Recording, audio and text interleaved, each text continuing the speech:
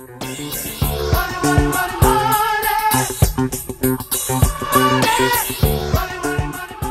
to Money Mondays with Christy Lambert. I'm so excited you're joining me for this week's question because I'm in love with the question, I'm going to be honest.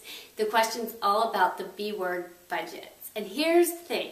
The question is, how can I still feel abundant even when I'm having to follow a budget? The reason I love it so much is because this hits the nail on the head for a lot of people in how they look at budgets. For most people, when you say the word budget, it brings up feelings of deprivation, of restriction, of kind of narrowing down what their options are. And the truth is, the budget is completely the opposite of that. A budget is a tool that's designed to help you reach your financial priorities.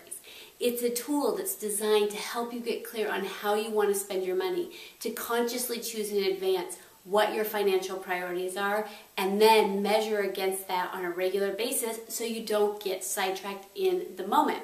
And here's the big thing to remember. Every single item that goes into that budget was chosen by you. Everything that goes in that budget is there because of your choice. And when we look at it that way, it's like, okay, here's all the ways I'm choosing to spend my money. Is it lining up with how I want to use my money to get me to where I want to go in the future? So here's how I make sure that my budget always reflects what my core values and priorities are around my money. I first look at what are my set costs. What are the things that I know I'm committed to every single month? These are things like paying my mortgage, paying my utility bill, paying my HOA bill. I know that I consciously want to choose to pay those because I don't want to have the consequences of not paying them, but there's still a choice. So write those all down, get it on paper, put down the dollar amount. Then I want you to think about, okay, I have an unlimited budget. What would I spend my money on? This might be things like contributing towards my savings, contributing to my net worth in terms of my 401k, paying down debt, going shopping, going out to dinner with my friends, groceries, cable, dry cleaning. This is every other thing that you could possibly spend money on. And then I want you to force rank all the items on both lists. Combine the lists, force rank the items. What's the number one thing? If you could only choose one thing on your list, you could only choose one thing, what would it be? Now you can choose a second thing. What would it be?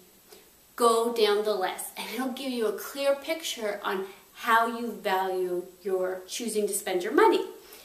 And then think about your budget now. Does your budget match that? Is it in alignment with how you want to spend your money? Why or why not? Why are you choosing to spend your money in a way that's different than how you force ranked your items? Really get clear on that, and then go through and say, okay, my budget's telling me I have this much money and these are all the ways I get to spend it, and I'm choosing which priorities are most important to me. So use that force rank list to set up a budget that closely aligns with what your values and priorities are, and then report back in the comment section below with your take on budgets and how this process went for you. I can't wait to hear from you. And then email me, christy.lambert@areyouthriving.com with your money questions, and you might just be featured on the next issue of Money Monday. I can't wait to hear from you. Thanks so much for joining me, and I'll see you next week. Money, money, money, money.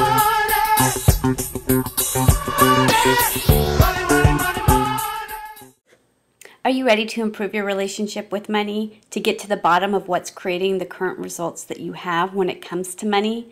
Visit www.christylambert.com to learn more about my Inspired Money program designed to help you understand and improve your relationship with money starting today. Can't wait to hear from you.